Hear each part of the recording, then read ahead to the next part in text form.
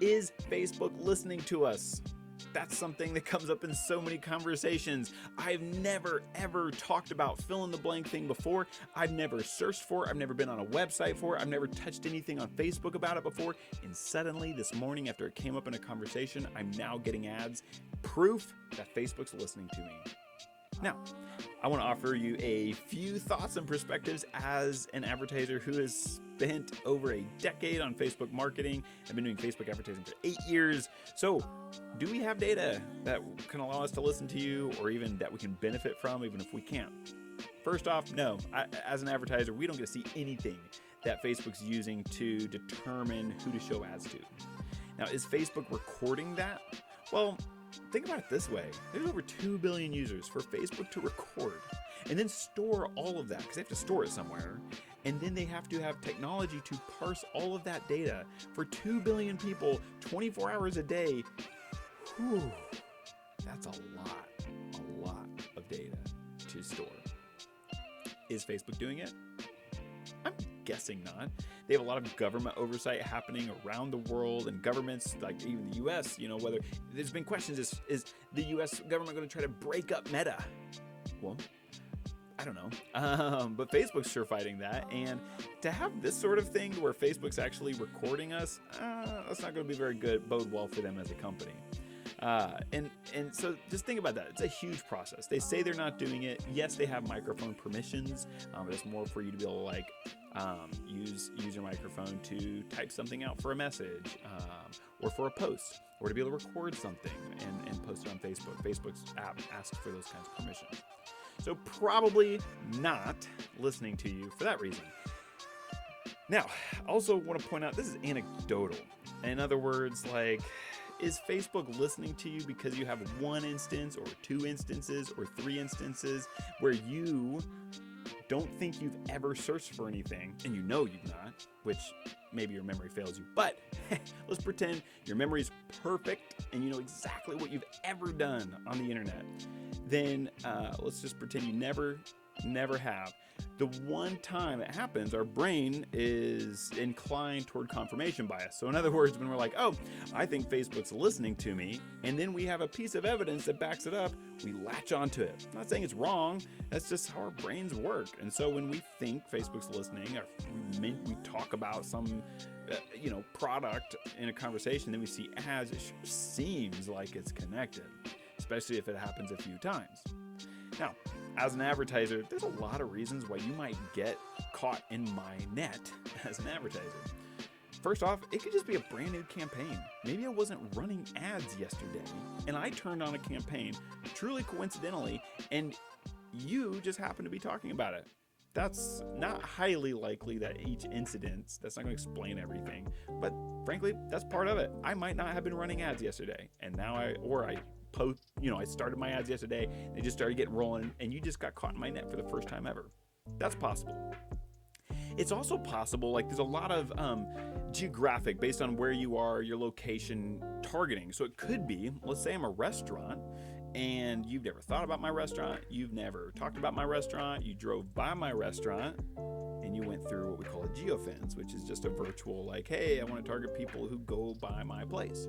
And then you see your friend, and they're like, hey, did you know about this new pizza place or this new whatever restaurant? Like, oh, I didn't. That sounds great. And then later you see an ad for it. Is it connected to your conversation? Probably is connected to the fact that you drove by it, and you might not, and I mean, it might not have been right by it. You could have been a mile or 2 or 10 miles within this.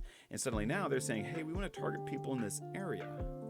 So it could just, again, be coincidence. Now, further beyond that, Facebook's algorithm is so robust and complicated and knows way too much data about every single one of us. And how does it collect this data? All kinds of ways. But one way I want to draw your attention to is just our behavior inside Facebook. When we slow down, when we do things, when we click on things, when we like things, when we're angry about things, when we comment on things, when we click on a link, all of that, Facebook's algorithm is grabbing this data and learning about every single one of us, and then using that to say, which ads should I show Luke?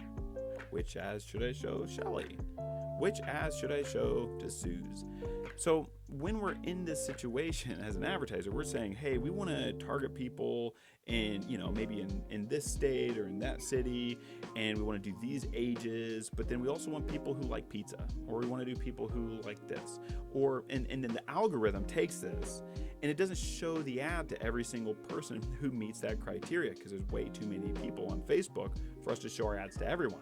So what Facebook does is it leans into the algorithm for the algorithm to say, I think I should show this ad to Luke, because based on all these subtle details that we know about Luke, tens upon tens of thousands of pieces of data, little micro pieces about things like what colors we do, which things we click on, which shapes we like, which topics, which words trigger us to engage. Facebook has so much data about this. So when I put my ad out, Facebook is able to, and the algorithm is able to look at all of this stuff and go, who should I show this ad to? And so it uses a lot of predictive modeling in order to say, Luke's kind of fits this profile, which also, and here's the kinds of people we see engaging with an ad. So with all these people engaging with this ad, we think Luke fits into this category that's more likely to be engaged with this ad.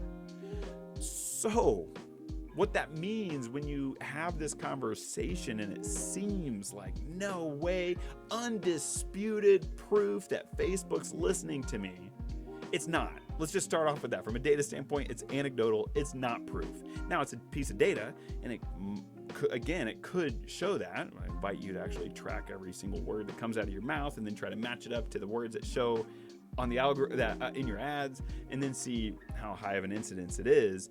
That would actually be really interesting data. So if you do that, please share it with me. And if I'm wrong and Facebook's listening to us, we'll do another fun video about how Facebook is screwed, because they've already got problems. That would be a big problem. And so just understand that Facebook's trying to figure out who to show ads to. They know an obscene amount of data about us, and the algorithm knows things about us, little preferences and behaviors that we don't even know.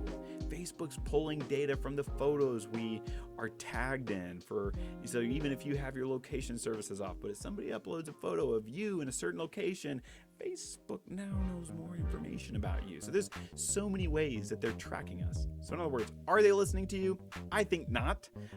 If you think they are, I'm all ears, okay? I'm all ears, because I think this is a fun conversation, because I, again, am obviously arguing that if you think Facebook's listening to you, it's not.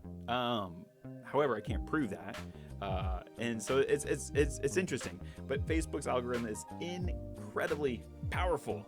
And for better or for worse, that algorithm can know and predict so much about you. And so when the timing just happens to line up with the conversation you had, it's just coincidence.